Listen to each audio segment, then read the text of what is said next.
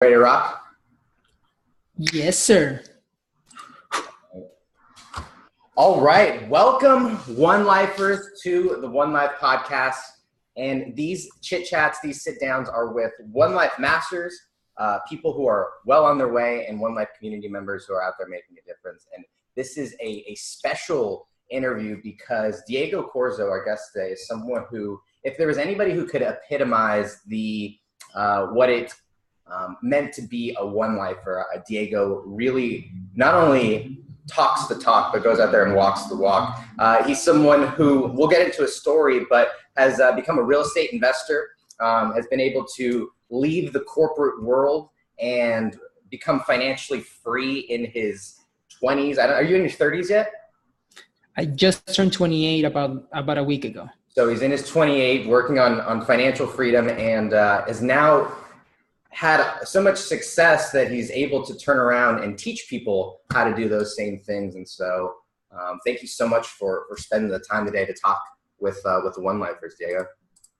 For sure, Hector. Very excited to be here and always happy to help and connect with the One Life community.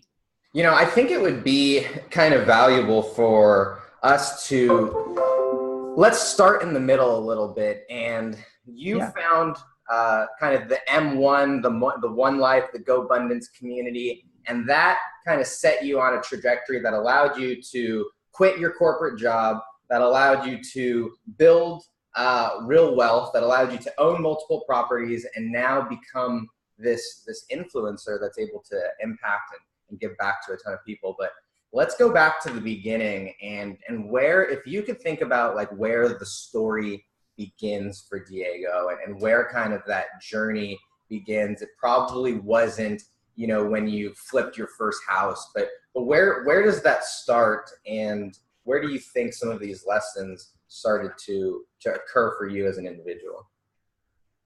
Yeah, the main thing for me, I mean, is this so my path to financial freedom and to be aware of all the dreams and what I wanted to achieve, which is like taking the actions.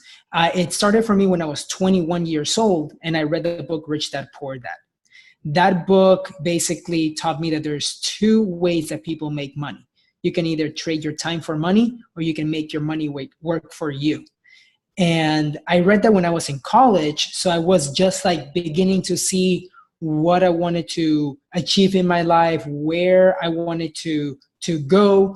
And then I've always been a big, since I'm an immigrant, for me, I've always wanted to achieve the so-called American dream. And I just set a goal when I was 21 years old that by age 35, I wanted to own 10 properties.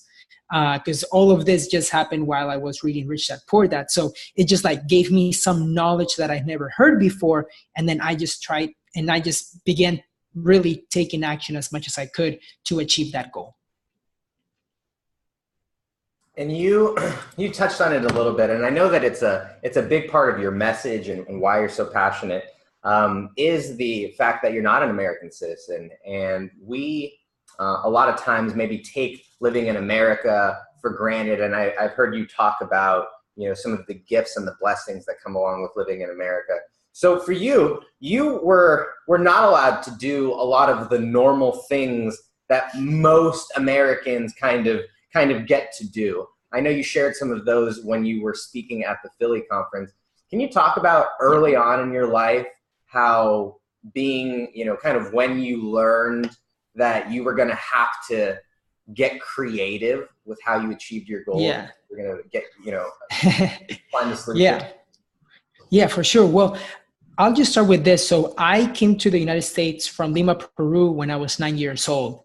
And my story starts when my dad told me, he said, Diego, this is the land of opportunity, but it is up to you to find that opportunity. And that always stayed in my mind as knowing, okay, if I wanted to achieve this American dream, it was just a matter of time, just because I saw this as the land of opportunity. So we became undocumented after we stayed here. We overstayed our visas, but it didn't really hit me what it meant to be undocumented until I turned 15 or 16, and I wanted to get my driver's license, and I found out that I couldn't get it because I wasn't American. And at that point, that's when I realized that my life was going to be a little bit different when comparing myself to my friends. I was going to go through a few more obstacles to get to where I wanted to be, right? Whether it's extracurricular activities, hanging out with friends and stuff like that. But what I did, instead of saying, oh my gosh, I cannot work, I cannot do what I want to do, I decided to just go all out on my studies. And that helped me graduate third in my high school class. That later got me to enter and get accepted at Florida State University. As I was one of the obstacles, right, was that as I was graduating high school, I began applying to all these scholarships and student financing and student loans, and I found out that I couldn't get anything because I wasn't American. And they always said, hey, Diego, you won this scholarship, you won this $3,000 or $5,000, but before we give it to you, we need to see either your green card or that you're American. And unfortunately, I didn't have anything. So I couldn't afford that. What I was able to do is I was able to have enough money to pay myself my first year in college, and I figured that I could get a job working as a software developer or like just doing websites, right? Because that's what I wanted to study. But I also found out after volunteering at this nonprofit, they wanted to hire me. And they said, Diego, we see all your paperwork, we're just missing your work authorization. And that's when I also found out that I couldn't work because I didn't have that. So at the age of 19, 20 years old, I found myself not being able to work legally, drive, and get student loans to continue on my pursuit of what I call back then my American dream. But I did whatever I had to do, like one of the things that I did find as an opportunity was to open my own company. So I created an LLC, and I began doing websites for small businesses and nonprofits. And it was just me and my bike and just driving everywhere in the heat, but I was able to make it happen no matter what. Because that's been a big philosophy that I've had in my life, has been that life happens for me, not to me. And having that mindset always helps me find different opportunities, have the mindset that there's always a way on what I want to achieve.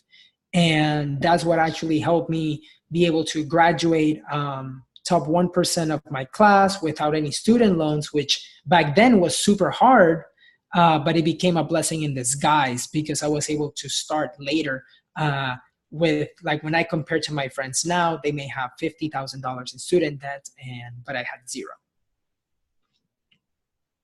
One thing that I think really struck me along the way is that you were constantly looking for solutions. People, they hit challenges, and a lot of times they kind of throw up their hands and maybe they start to blame, and maybe they give up. So, what do you think helped you to keep persisting despite all of these challenges? You talked about kind of the American dream and really wanting to achieve that. So, when we talk about one life, dream it, plan it, live it. What was your dream, and what was kind of that vision that you were going towards? Yeah, for me, the mindset that I had during those obstacles has been that it is not I can't, but it's how can I do it, right? So when I was having that obstacle of, hey, like, you cannot work, I was like, okay, I went to the nonprofit and I was like, how can we make this work?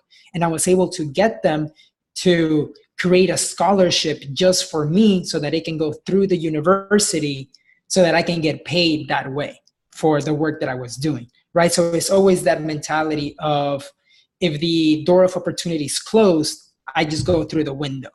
And having in the dream it, plan it, and living my best life, for me, it starts with the mindset and knowing that I have to be happy with the life that I have as I build the life of my dreams. And that has been changing in the coming years or months, really, because as I begin to analyze, okay, where do I want to be? Where do I want to get to in the next 5 years or next year, stuff like that. There's different parts in my story or in my life that takes me in a different way of now not just focusing on my work, but really more helping people. And that's where I'm going now. But I'm a big believer in surrounding yourself with like-minded people, because I feel like that is what has helped me achieve what I've been able to achieve, connecting myself to One Life. I've been involved in this community since 2014, and it has been amazing for me. Just meeting Tim and everybody that's in the One Life community. They, like, I get to speak with them with what I want to achieve, and then they hold me accountable. So it's having that peer group that set life at a higher standard that has helped me achieve what I've been able to achieve. Yeah. So although it's not all One Life, can you talk about what happened, after you started to surround yourself with those people and started to raise your expectations, or, raise the level of what your expectations are? What started to happen both in your life, maybe in your habits? I mean, maybe this is the time where we start to talk about kind of your real estate career, but what was that shift, and what did that look like for you as you were going through it? For me, what like surrounding myself with like-minded people, for me, that gave me the permission, or allowed me to see what is possible, right? I began to get involved with the GoBundance community, and having them as my mentors allowed me to see, okay, if they've been able to achieve what they achieved of becoming millionaires, financially free, having the life of their dreams, if they've been able to achieve that in 10 years or 15 or 20 years, I may be able to achieve that in a lot less, right? Because I've always had the mindset that success leaves clues, and seeing them as my example, then it was a matter of time of me just taking the action and knowing that it's going to come to me sooner or later. And for me, that meant at that time that I had to leave my corporate job because I had a salary. And no matter how many hours I worked, no matter what I did, I was always going to get paid the same. So I decided to transition to becoming a full-time realtor so that I could really be paid on my efforts. And I tripled my income 2 years after becoming a full-time agent. So it's been quite a ride, and I've always been able to live below my means and use the extra money that I had to invest it in real estate. And for me, one of the quotes that has helped me be always focused with what I want to achieve was said by a guy named Adam Carroll, who said, you have to build a bigger life, not a bigger lifestyle. And when I heard that quote, it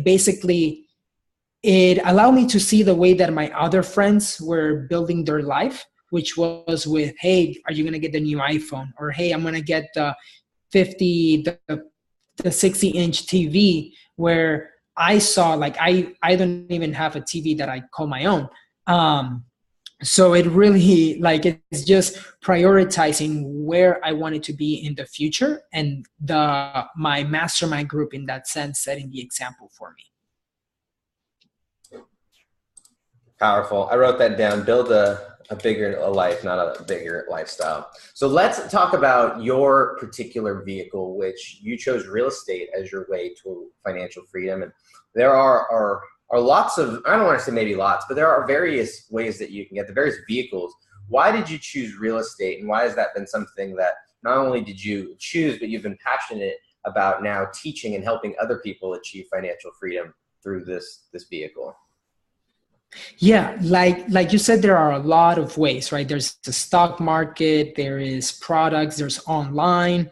I just chose real estate because it was the first book that I read with Rich Dad Poor Dad. He mentioned a lot of examples.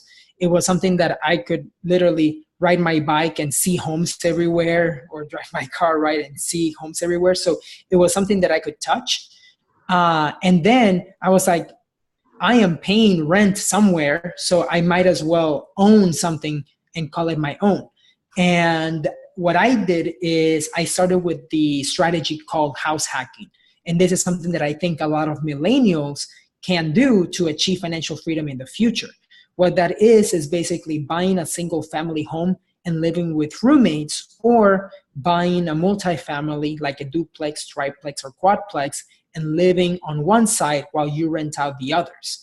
And what that does is that reduces your housing expenses so that you can continue to save money and deploy it for other investment vehicles. That's what I did, but it's also what my mentors were doing. I just use the examples. And funny thing is, like, out of the 150 guys that are in GoBundance, probably 80% of them started with house hacking at some point. So it was like they were the ones that have done it, and I'm just taking action on that too. But the main key thing is understanding that you can still buy a home if you live in it. You can qualify for a loan with low money down. A lot of people think that you need 20%, but really I bought my house with 5% down, and I've helped people as a realtor buy homes with zero money down. And then they're living for free. And then all of a sudden they can have all the money that they were spending on rent. They can save it and travel, go to Europe, go to Australia, or save it for passive income more in the future. Mm. I want to get into a couple of things. I want to go back to, you mentioned something just briefly, but a lot of people in the One Life community want to make that leap from the corporate world to running their own business, or being self-employed, or living life on their own terms. However, I also know that after running my own business for almost a decade, that there is not, a lot of people don't always, they see the glamour, but they don't see the kind of the grime that comes along with it. You just touched on it lightly, that you picked real estate because you could get there without needing to drive. Can you talk? I know you shared a story about how you got to your appointments because you couldn't drive. So what was your solution, or what was your way of getting through the window, as you like to say? Yeah, I mean, this was back when I was in college, but it was at that point the DACA program wasn't established yet. So I was still working as a contractor doing websites for small businesses. And I was in Florida, and over there it's like 97 degrees in the summer. It's like 100 degrees in the summer. So I had set up an appointment around noon, and unfortunately I couldn't get there any other way than riding my bike. So it was at that point where I could either make excuses, oh, it's too hot, or I should cancel the appointment, or actually go out there and fight for my dreams, right? And actually go and do it.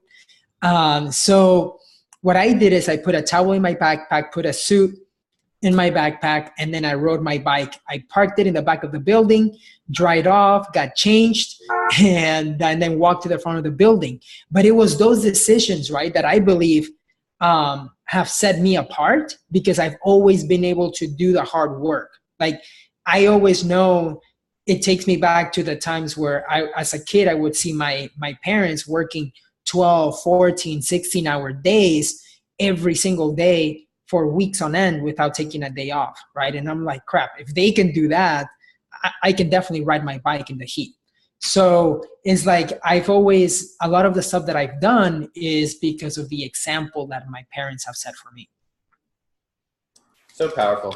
I just thought that was a great story that a lot of people would probably enjoy, because I know that we've all been there. So let's dive into kind of the house hacking model, or the house hacking method. And I love the fact that you just opened my mind, because so many millennials, so many young people are not looking to they would just pay rent with a bunch of roommates instead of, I love that idea of owning the house and then renting out the rest of it. It's just so simple, but why not do it if you're young? So take me through your system, or take me through your process, or what are kind of the key tenets or philosophies that go along with your house hacking model? Yeah, for sure. So one of the benefits, and I just want to say like what it has done for me, is that since I bought my first house hack when I was 24 years old. And since that moment, I haven't had to pay a mortgage payment, and their rent payment actually also covered my car payment. So since the age of 24, and I'm 28 now, I've never paid a mortgage payment from my pocket or a car payment. So that is powerful because it has allowed me to live a life where rent payment or living expenses is really not a problem, right? It's like, it doesn't even, like, it's not like it gets paid by other people. And that's the end goal. The end goal is to get all of your living expenses and food, fun, whatever. The idea is to get all your expenses paid by assets. When you do that, you become financially free.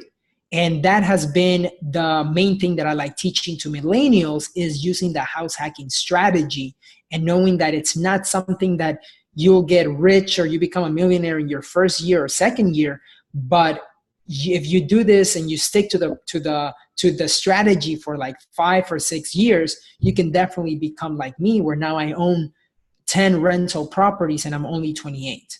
And I did it while working a full-time job. I did it while with all the obstacles that I've had. So it's totally doable. You just have to stick to the plan. And the first way to start is by setting up your team. So what I would recommend is find an investor-friendly realtor, because you want to do that because they're the ones that have the knowledge of the different areas of the different they just know what a good property would look like. That's why I mentioned investor, because they also know what areas may be becoming more popular, because they have also invested in the past. When you work with an investor-friendly realtor, you also get to use their resources, right? So their handyman, their contractors, all of that stuff. Maybe they have a property management company that they use. So you want to make sure that you leverage their network. The next step is, after you find your realtor, is to get a loan officer. You can talk to banks, you can talk to a credit union, and be able to see what you can afford. There are multiple programs. You can get an FHA loan, which is qualifying, putting down 3.5%. You can get a conventional loan, putting down 3 or 5%. And if you're a VA, if you're in the military, you can qualify for a VA loan, which is 0% down. So what this means is that here in Austin, I was able to buy my property that was $170K with less than $10,000, and boom, I was living for free. So having that mentality that you don't really need much money, and you can buy a property and start living for free, definitely clears up, definitely sets you up for success in the future. And the best thing is that you can qualify for up to 4 different owner-occupant homes. You just have to move to the next home once a year or every 2 years. So this allows you to be able to just put another 10 down or put another 15,000 down in a year and a half and buy another property. And then you have the choice to rent out the master bedroom where you were living or the other unit and get paid even more. So my first property is now, I'm making around $1,000 a month just in that one property after the mortgage is paid and everything. So that definitely buys you the opportunity to build on your passive income. My mind's exploding. So we have set up the team, and then was there some other steps in there that I just missed and spaced out on? What would you say the next step after you have your team is? Is that when you start looking for? Yeah. So the main step is to the first thing, right? You set up your You find your investor-friendly realtor and your loan officer. After that, you get pre-qualified for a loan. And once you do that, you begin to look at homes. Because this way, now you know how much you can afford. So then what you do is you want to buy a property. If you're going to be house hacking, you want to buy a property that's either near a university. If you want to rent to students, sometimes that's a benefit because their student loans are going to be paying for the rent, or their parents. The other thing is, if you buy a home near corporations, you're probably going to get the young people that are working around there. So for me, when I bought my property, I've had roommates that work at Apple, Intel, GM, just where I was working, Samsung, Dell. So I have all those corporations around the house that I bought. And what's great about that is that these companies are also, they have employees that are making good money. And then they also do the background checks. And one of the things that I do after, let's say I look at a home, I negotiate the deal, go through inspections and close it, I also find roommates through Craigslist or applications like Roomster. But I run a background check on everybody. It's a criminal background check and a credit check, just for the safety of myself, the roommates, and even for the people that are applying, so that they know that they're going to live in a house with good quality roommates. So powerful. So I really like the idea about going towards schools and corporations because they've done the vetting for them.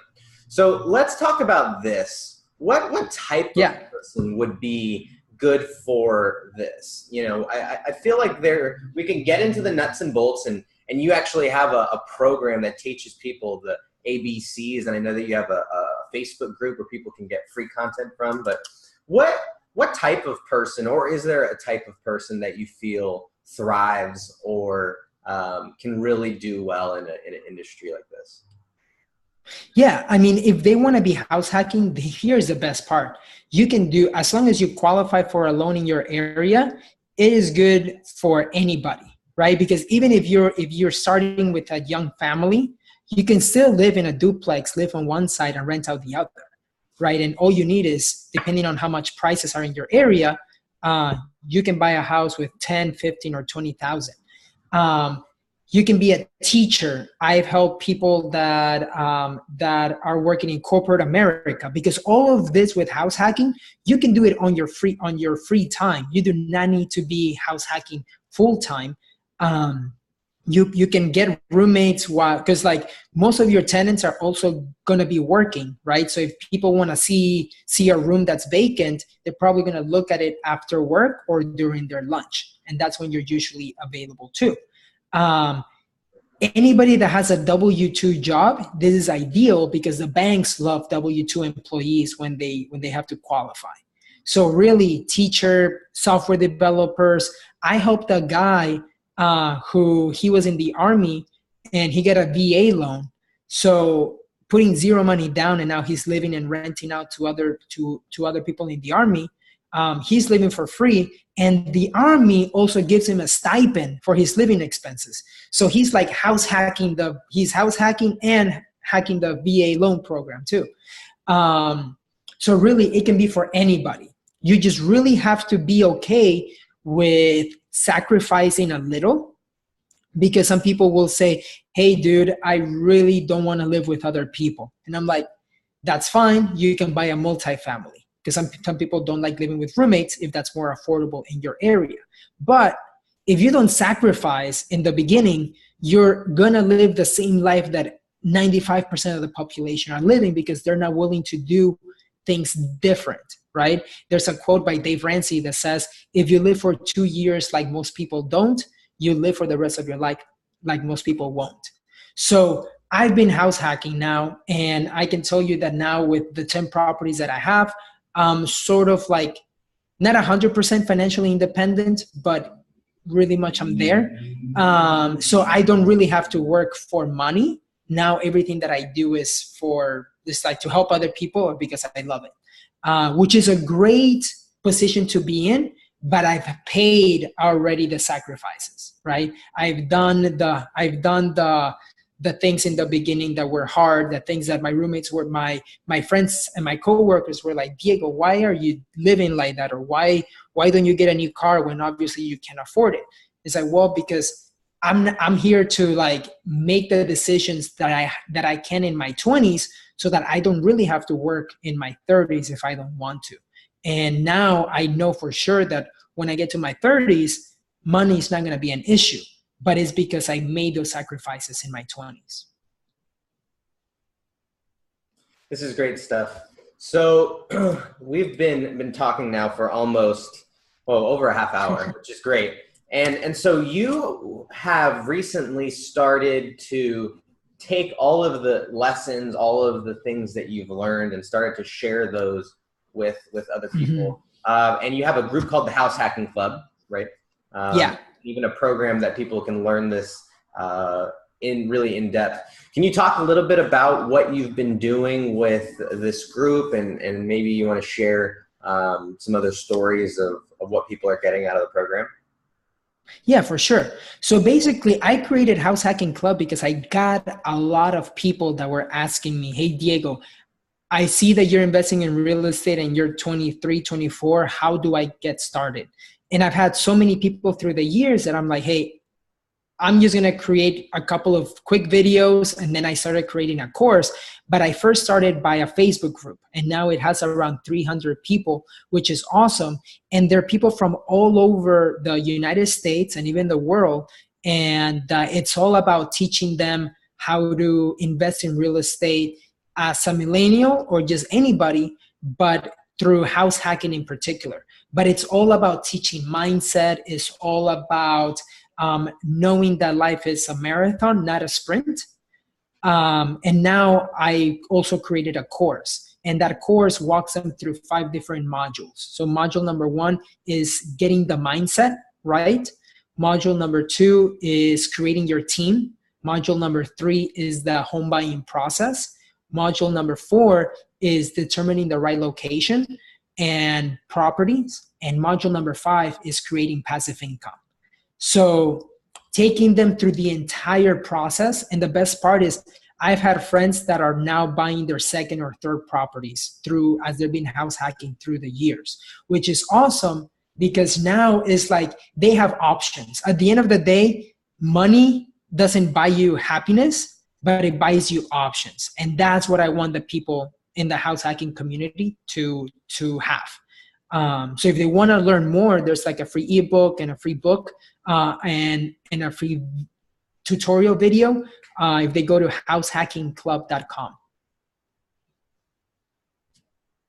We'll make sure that gets linked up in the show notes and goes out with everything. Diego, are you? I believe you're in our One Life Mighty Networks community, right? Our kind of new online learning platform. I believe I've seen your name poking around there. If not, we're going to be posting all of this stuff in there, and we'd love for you to, I'm going to put you on the spot, love for you to share any of the content in there, because what's great is there's opportunities to have little mini courses and a place to host blogs, and I think it's a really great place to learn. So cool.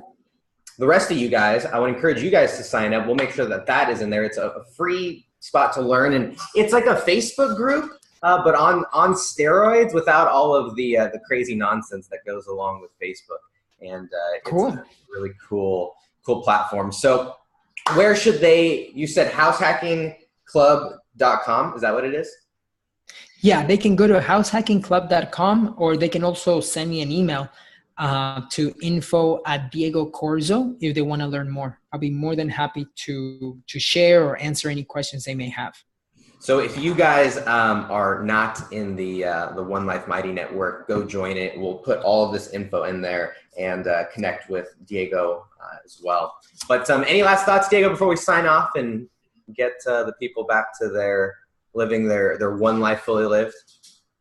Yeah, no, I just want to say thank you very much for the One Life team. I mean, I've been a big supporter of this community. I've been speaking at their events. I volunteer, and the best part that they have now is in all of the events that they're doing for the students, right? The next generation that's coming up. So I am very excited to continue sharing my story with them and to inspire them and teach them about goal setting and all of this other stuff. So it's really like, I'm very happy that this community is now taking that approach. And anytime that people have questions, happy to help. I love it. Well, go get in the One Life Mighty Network, connect with Diego, househackingclub.com, and we will see you on the next interview of the One Life podcast. See you later, guys. Bye. All right, it's done. We're off.